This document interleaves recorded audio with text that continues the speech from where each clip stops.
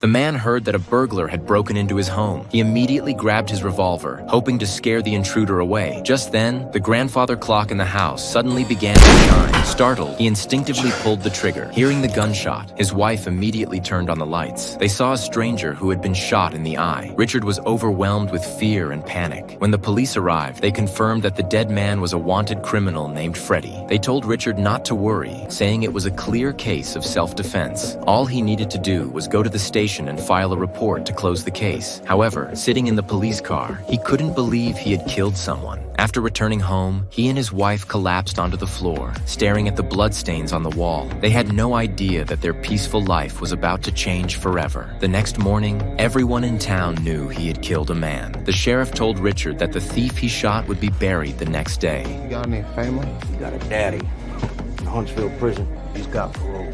Shit don't fall far from the truth.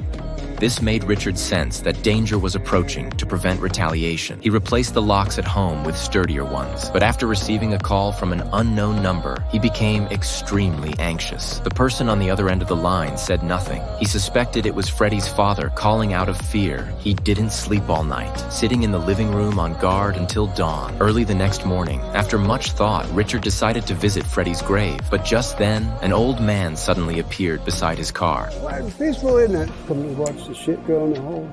Richard knew immediately that this had to be Freddy's father, who had just been released from prison, and what the old man said next terrified him even more. Oh, that was a nice picture of your family in the paper. Your boy, he looks a whole lot like you, doesn't he? Sensing that he was being threatened, Richard rushed to the school to pick up his son, hoping to get police protection for his family. But the sheriff said there was no evidence and nothing he could do. He wants my son. Probably just trying to scare you. Don't let him.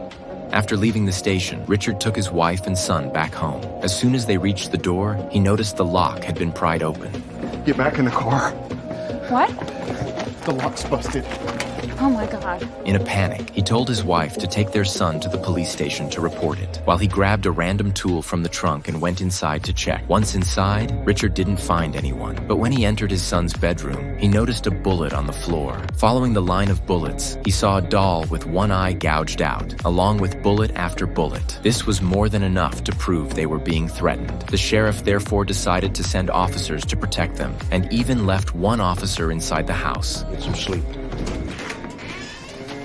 Still, Richard couldn't sleep from worry, so he got up and poured himself a glass of milk. When he returned to the bedroom, the old man was already standing beside his son's bed. When Richard heard another noise, he rushed downstairs to check, only to find that the attic door had been opened. Kevin? He's in the fucking house! He's in the goddamn house! Jordan! Move! Go! Go! Richard slammed hard against his son's bedroom door. When he finally got inside, the old man had escaped through the window. Because of the heavy rain, the officers searching outside failed to find any trace of him. How'd he get in the house, right? Never left. Son of a bitch was in a crawl space the whole time. Jesus Christ. The next day, Richard received a call from the sheriff. He said the old man had been caught and was about to be sent to prison. Richard finally let out a sigh of relief. Feeling that the danger was over, Richard excitedly went to the police station. But after finishing his statement, he noticed a wanted poster on the wall. Seeing Freddy's name, he stepped closer to take a look. To his surprise, this Freddy was not the man he had killed that night. He took the poster and questioned the sheriff, but the sheriff insisted it was the same person. That is not the guy. The sheriff claimed that Richard was too tense and his memory must be unreliable. Before anything could be explained, the sheriff immediately forced him to leave. Richard knew he hadn't remembered it wrong. So that night, he returned to the station to ask again, but he saw the sheriff escorting the old man into a car with his deputies. He clearly remembered the sheriff saying the old man had already been sent to prison. After a moment of thought, Richard got into his car and followed them. They arrived at a railway track and injected the old man with a sedative. Then they dumped him on the tracks and poured alcohol on him to stage it as a drunken accident. Witnessing this, Richard became even more confused. If he hadn't actually killed Freddy, why were they framing him? And why were they trying to get rid of Freddy's father before he could figure out what was really going on? The train was already approaching. After hesitating for a moment, he decided to save the old man in order to uncover the truth.